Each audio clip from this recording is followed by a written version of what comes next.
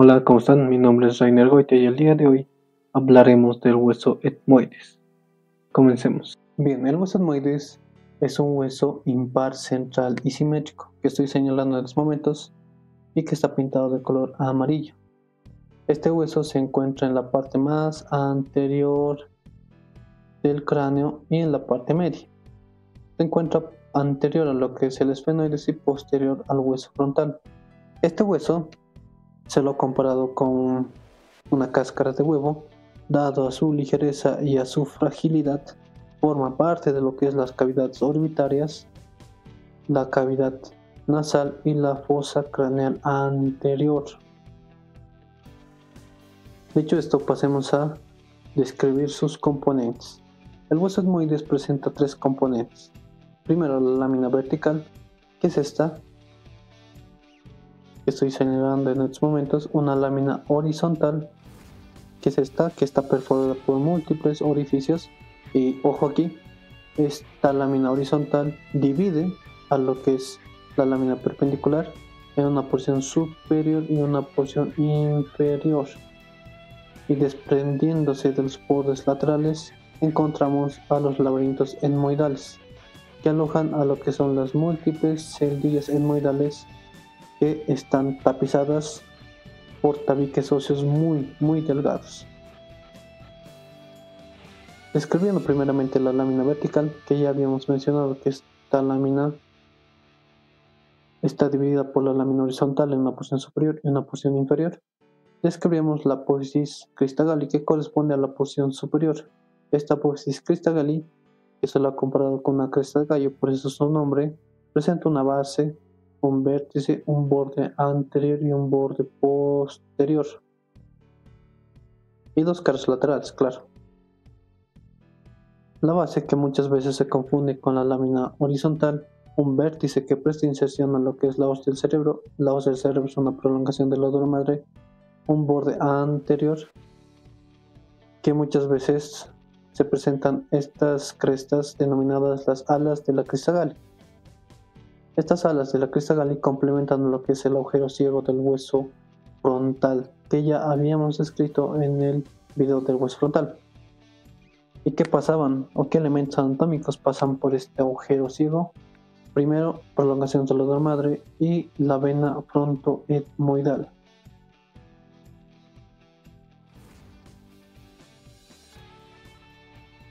Seguidamente, el borde posterior corresponde o se relaciona a la cintura interhemisférica del cerebro.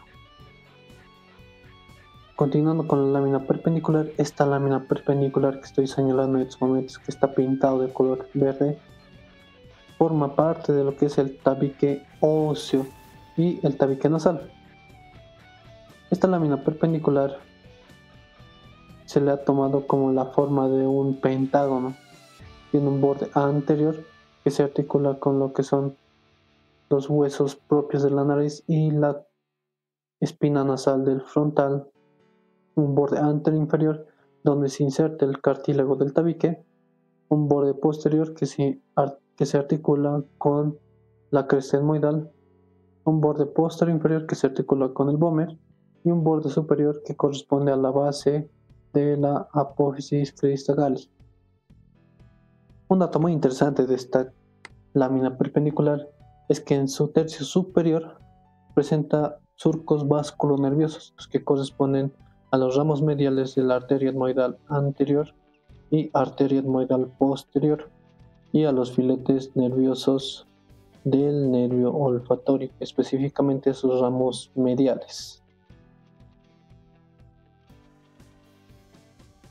Seguidamente, la lámina horizontal, y he aquí el motivo por el cual el hueso etmoides se llama hueso etmoides, es por estas múltiples cribas que perforan a esta lámina horizontal. Es por eso que esta lámina horizontal también se le denomina lámina cribosa o lámina cribiforme. Esta lámina va a presentar una cara superior y una cara inferior. La cara superior va a estar dividida por la apófisis cristagalli, que estoy señalando en estos momentos, en una zona derecha y una zona izquierda, que son como canales y son denominados los canales olfatorios, que alojan a lo que es el bulbo olfatorio. En la parte más anterior de esta cara podemos observar lateral a la apófisis cristagalli lo que es la hendidura etmoidal. Esta hendidura etmoidal da paso a las prolongaciones de la dura madre y lateral e inferior a esta encontramos el agujero etmoidal anterior. Este agujero etmoidal anterior da paso al nervio y a la arteria etmoidal anterior. Estas cribas o estos múltiples agujeros, que son de 25 a 30, se los denomina los agujeros olfatorios. ¿Por qué? Porque dan paso a los filetes nerviosos del nervio olfatorio, como podemos observar en esta imagen. En la cara inferior forma el techo de las cavidades o cavidad nasal. Seguidamente,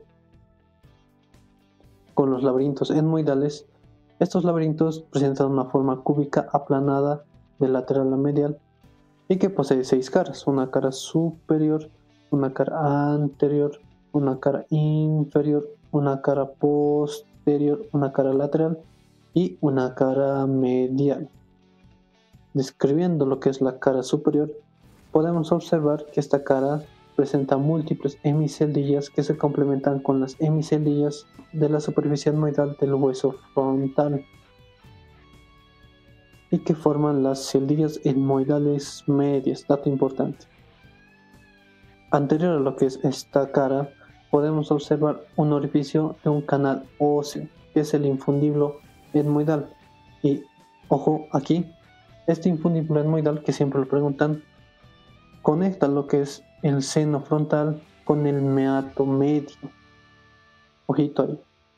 El surco etmoidal anterior, que está pintado de color rojo, y el surco etmoidal posterior, que está pintado de color verde, se complementan en los surcos etmoidales anterior y posterior del hueso frontal para formar verdaderos conductos. ¿Y qué pasa por estos conductos? Pasa lo que es el nervio etmoidal anterior y el nervio etmoidal posterior, que son ramas del nervio nasociliar, y que el nervio nasociliar es rama del nervio oftálmico y que el nervio oftálmico es rama del nervio trigémino. Como observamos en esta imagen, estos nervios penetran la pared medial de la cavidad orbitaria. ¿Y qué encontramos aquí?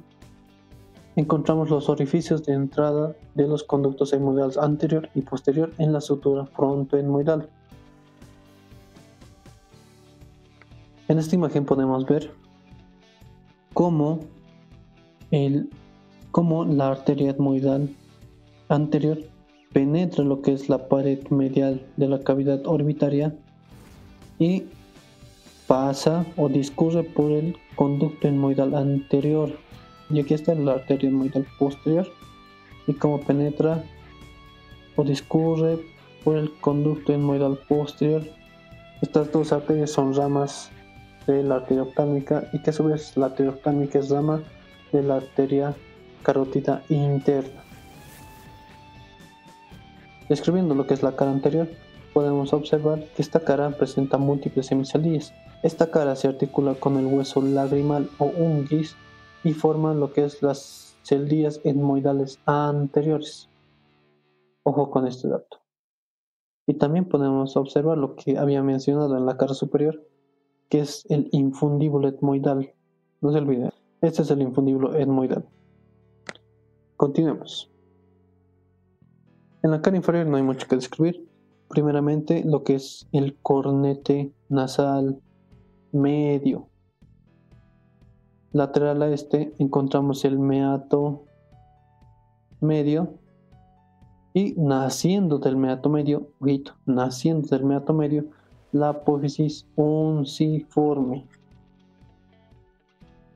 Seguidamente con la cara posterior, esta cara presenta también múltiples hemiceldillas que se complementan a las hemiceldillas de la cara anterior del cuerpo de los esfenoides para formar las celdillas etmoidales posteriores. Dicho esto, pasemos a la cara lateral. La cara lateral, también denominada lámina papirácea o hueso plano del etmoides, que estoy señalando en estos momentos, forma parte de la pared medial de la cavidad orbitaria. Es esta, que está pintada de plomo. Esta es la cara lateral del etmoides o lámina papirácea. Y como dato importante, esta pared medial es la pared más frágil de la cavidad orbitaria. La cara interna, que es esta, como podemos observar aquí, de esta cara nacen lo que son prolongaciones óseas denominadas el cornete nasal superior y el cornete nasal medio. No se olviden eso. Este cornete nasal superior es más pequeño que el medio.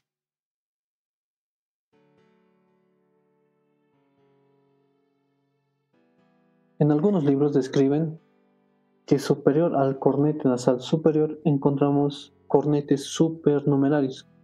El primero, que es el cornete supremo de Santorini, el cornete de Zucker-Kandler. Ya habiendo dicho esto, continuemos con los meatos. ¿Qué son los meatos? Los meatos son espacios que se sitúan entre los cornetes. El meato superior se encuentra entre el cornete superior y el cornete medio.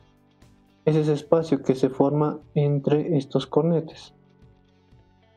El meato medio se forma entre el cornete medio y el cornete inferior. Este es el meato medio. Dicho esto, ¿qué desembocan o qué pasan por los meatos? En los meatos básicamente desembocan todos los senos paranasales, los senos o las células etmoidales posteriores, las células etmoidales anteriores, el seno frontal en el meato medio. En el meato inferior desemboca lo que es el conducto nasolagrimal